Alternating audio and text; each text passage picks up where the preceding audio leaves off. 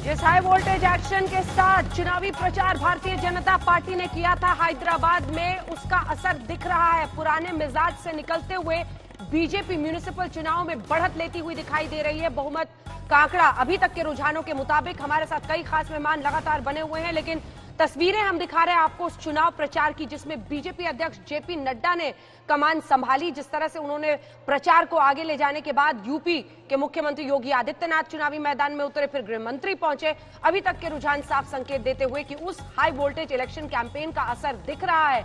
दक्षिण के लिए क्या ये बहुत बड़ा दरवाजा कर्नाटक के अलावा साबित होगा बीजेपी के लिए, इसी पर नजर है। और पश्चिम बंगाल की राजनीति क्या इससे प्रभावित होगी? जिस तरह से मुस्लिम बहुल ये हैदराबाद शहर माना जाता है, वहां पर अगर इस तरह की परिस्थिति बीजेपी पैदा कर पाती है तो ये बड़ी चुनौती आने वाले वक्त में। लेकिन तस्वीरें हम आपको दिखाते हुए शुरुआत कर रहे हैं। ये आंकड़े हैं, 83 पर बीजेपी आगे है और 38 पर, लगभग आधे पर टीआरएस का होना भी बहुत बड़ा संकेत है। सभी खास मेहमान हमारे साथ बने हुए हैं।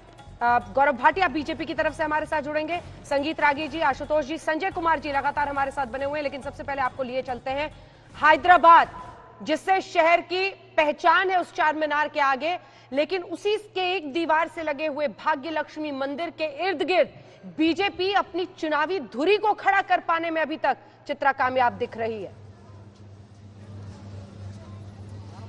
बिल्कुल सही कहा अंजना आपने कि कम से कम ऐसा लग रहा है अभी तक के जितने भी रुझान सामने आए हैं कि भारतीय जनता पार्टी ने जो अलग जगह थी इस जगह से उसमें कामयाबी मिल रही है। देखिए हमारी बातों के साथ ही अब यहाँ पर आरती का भी कार्यक्रम शुरू हो चुका है और बाहर भारी भीड़ आप जैसा कि भक्तों की देख पा रही हैं। और आपको बता दें कि उत्तर दक्षिण में जो पिलर है उसी से सटा हुआ बिल्कुल ये भाग्य लक्ष्मी मंदिर, और यहाँ पर दूर दूर से आज सुबह से ही भक्तों की भारी भीड़, चूंकि आज शुक्रवार का दिन है और इस समय देखिए आरती हो रही है और आरती के लिए भारी तादाद में यहाँ पर श्रद्धालुओं का जमावड़ा है। कुल मिलाकर इस भाग्य लक्ष्मी मंदिर में आकर अमित शाह ने जो आशीर्वाद लिया और उसके बाद अपनी जो चुनावी कैंपेन की उन्होंने शुरुआत की थी, ऐसा लग रहा है कि उसका असर दिखता हुआ नजर आ रहा है। यहाँ लोगों से जब आप बातचीत करेंगे, देखिए बीजेपी ने जिस तरह का कैंपेन किया है वैसा कैंपेन लोकल चुनावों में इसके पहले कभी नहीं हुआ। और भारतीय जनता पार्टी ने अपने दिग्गजों के जरिए जो बड़ा मैसेज न सिर्फ हैदराबाद बल्कि पूरे के पूरे तेलंगाना में देने की कोशिश की है, उससे वो कामयाब नजर आ रही है। और यकीनन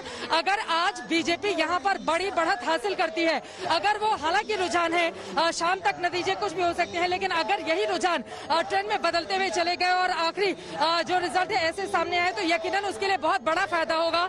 और 2023 में जो तेलंगाना का इलेक्शन होना है, न सिर्फ तेलंगाना के लिए बीजेपी यहाँ पर मजबूत हो जाएगी बल्कि इसके अलावा आंध्र प्रदेश और दक्षिण का दरवाजा भी, केरला का जिक्र यहाँ पर बीजेपी के नेता बार बार करते हुए नजर आ रहे हैं। देखिए अमित शाह से जब पूछा गया था, लगातार जब वो जीते हुए चले आ रहे थे तो उनसे पूछा गया कि क्या ये बीजेपी का स्वर्णकाल है, जितनी तेजी से बीजेपी जीत रही है, तो उन्होंने दो राज्यों का नाम दिया था, पहला पश्चिम बंगाल और दूसरा केरला।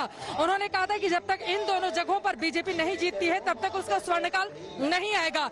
और यकीनन अगर मुस्लिम बहुल इलाके में ध्रुवीकरण के जरिए ही भाग्य लक्ष्मी मंदिर के साथ ही जिस तरह बीजेपी अपने कैंपेन में आगे गई, अगर इसी के जरिए भाग्यनगर के नाम पर चुनाव वो लड़ती है और जीत हासिल करती है तो इसका पूरा असर बाकी हिस्सों में भी देखने को मिलेगा।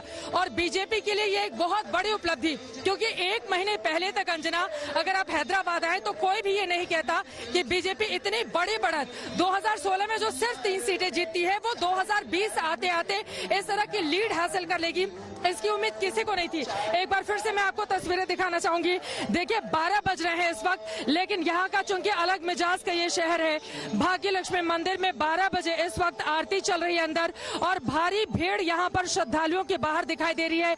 यकीनन ये वो लोग हैं जो आस्थावान हैं, जो दूर दूर से सिर्फ चार मीनार और उसके आसपास के हिस्सों से नहीं बल्कि पूरे हैदराबाद में अलग अलग हिस्सों से होते हुए यहाँ पर पहुंचे हैं। और इसी वजह से इस जगह को चुनने का अपने आप में बहुत बड़ा रिलेवेंस था।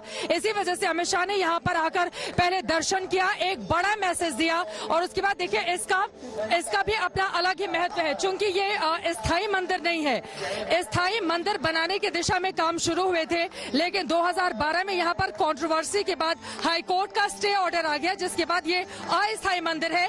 लेकिन इसकी मान्यता इतनी ज्यादा है कि न सिर्फ तेलंगाना से आसपास के हिस्सों से लोग भारी तादाद में यहाँ पर आते हैं माता रानी के दर्शन और पूजन करने के लिए।